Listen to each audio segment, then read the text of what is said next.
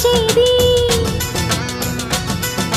తన మదిలోని కలకలనన్ని అమ్మలకేగ తెలిపేది నెలతలే లేకుంటే